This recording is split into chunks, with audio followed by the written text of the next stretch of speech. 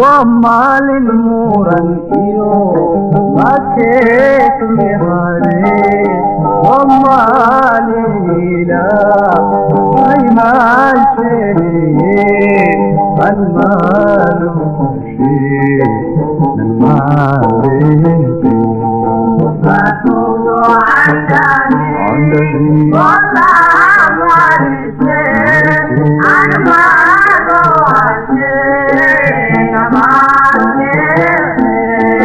مسؤول عندني كلها مرشي المال ماشي المال مسؤول عندني كلها مرشي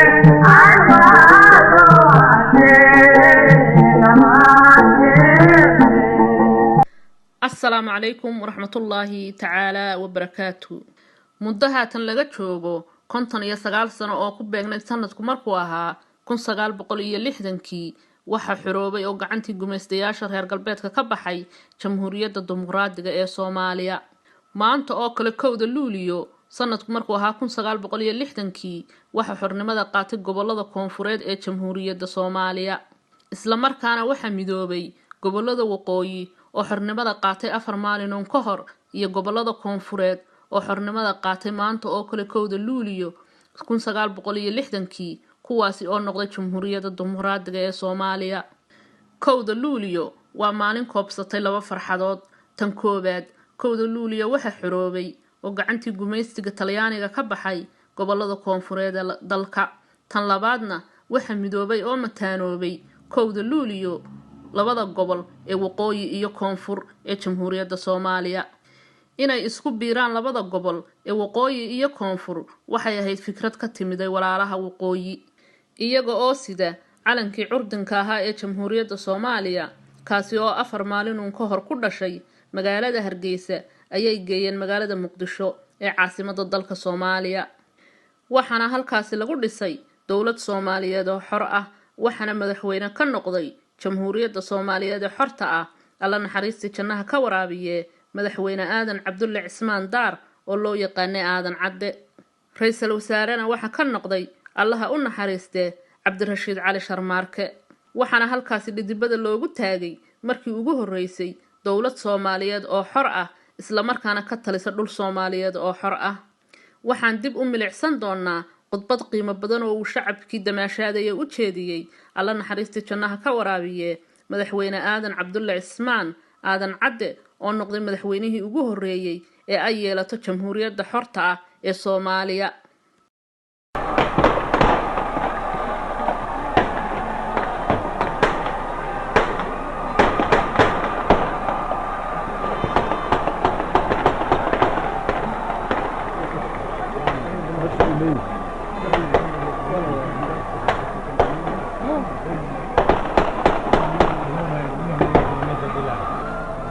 Soomaaliya dhageyso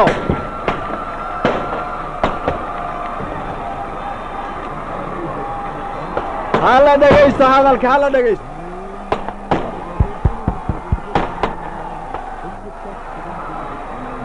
Soomaaliya adigoo waqtiga kan la marayo xorriyadaada qaadanaysa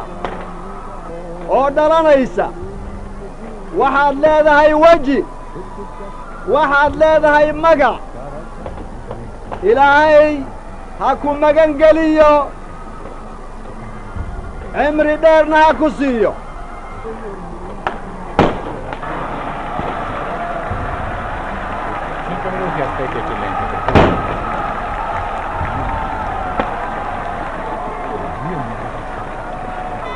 Soomaaliya adigoo daqiiqada tan dhalanaysa waxaad leedahay waji waxaad leedahay magac ilaahay ha ku nabadgeliyo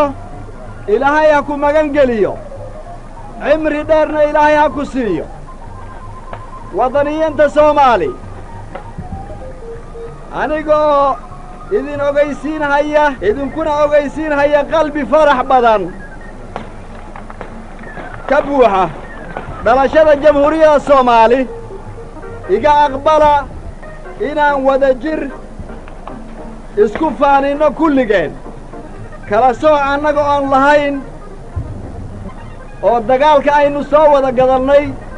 wada gallay xorriyada maanta noo dhalatay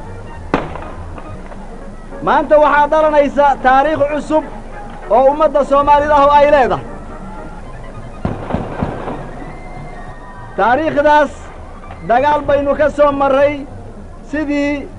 aynu wadajir iyo sharaf aynu ugu noolaanno taariikhda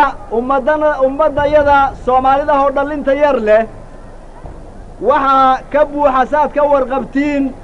dhib badan aynu soo marray yaa laga sheekayn karayaa sugi tiro badan oo aan sugnay baa laga sheekayn karayaa rajooyin badan oo wax badan aan wakhtiga kan sugnay baa laga sheekayn karaya intaasoo dhan ayagoo wada jira waxay ku dhigan yihiin qaluubtayada ayadoo shay keliya ay yihiin maanta waxaynu nahay soomaali baan nahay maanta waxay nahay xor talada iyadana gacantanada inoogu jirtaa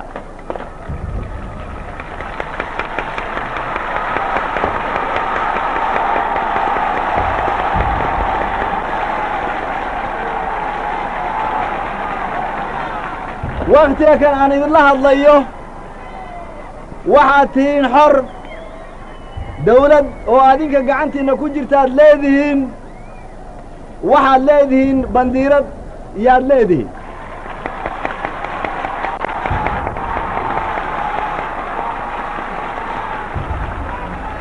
waa gallad ilaahay waa inaynu adkaynaa oo aynu dhawrnaa adduunka si wanaagsan nagala jooga hadda oo ummad badanu ay nagala joogto marag ha ka ahaado rabiddayada aad aynu u doonayno aan u rabno inaynu jecel lahay shucuubka adduunka inaan xiriir wanaagsan inaynu la lahaanno dhawaq noogu horreeya sidii carruur dhalatay waxaan maqashiinaynaa caalamka nabadgelyo ha heleen oo ilaahay ha siiyo intii lilaahi iyo nabad doonaysa nabad iyo wanaag kulli ah middaasu waa mid duco ah oo lilaahi naga ah soomaaliyey meel alla meelaad joogtiinba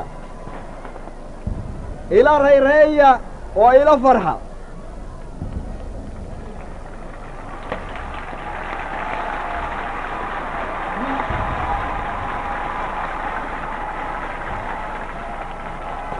kuna tashada inaad xooggiinna iyo tabartiinnoon kala harsanayn inaad ugu hillisiin oo aad ku difaacdiin qaymada demokrasiyada iyo ixtiraamka ay leedahay nabad iyo xaq ku dhisan horu socodka iyaga ee siyaasadda dibadda ah ha ahaato mid aan khaalifsanayn midda iyada gudaha ah aynu ixtiraamno oo aan xishmayno aynu difaacno hay-ooyinkanaga demokrasiyada ku dhisan aynu ku cabbirno xiriirka iyaga ummadaha dibadda naga jira oo caalimka ah middaas aynu gudahanaga ugu dhaqmayno adduunkana dhegaysanaya iminka kan faraxa iyo rayraynta aynu ku jirro aynu marayno waxaynu leennahay oo aan qalbi wanaagsan ku leennahay waa aynu ka dhidhiyaynaa oo aynu waa ka masiiraynaa annagoo ku hadlayna magaca ummadda qaarkeed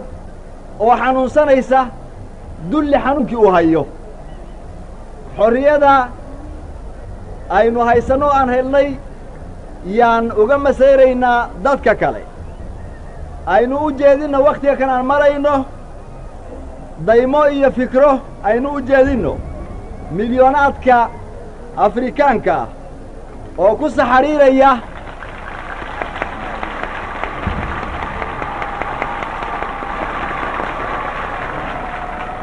oo ku saxariiraya dulliga ajnebiga dulliga isticmaariga xaqdarradu ay haysato isgarasho waagana ay haysato waxaan u cusboonaynaynaa caalimka oo na dhegaysanaya habarwacid aynu u habarwacayno nabad iyo xaq inay helaan walaalahannaga isticmaalka ku jira ilaa wakhtiga kan oo la rafaadsanayo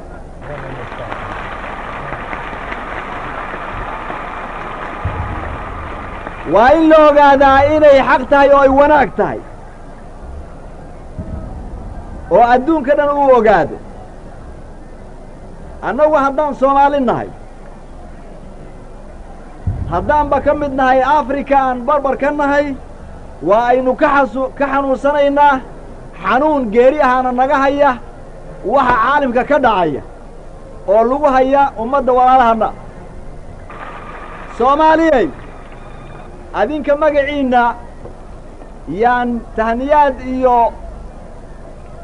shukri u jeedinaya ummadaha wanaagsan oo martida ah oo nagu soo biiray inay maanta faraxa nala jiraan oo faraxaas ay wax nagala qaybsadaan ilaahay ha najeeyo jamhuuriyadda Soomaaliya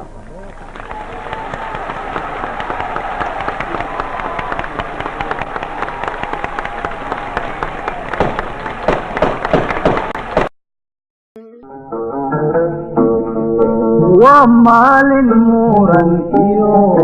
ما كيف مهاري ومال الإله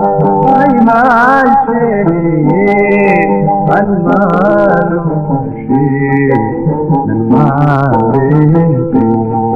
فتوب عندني والله ما شيء المال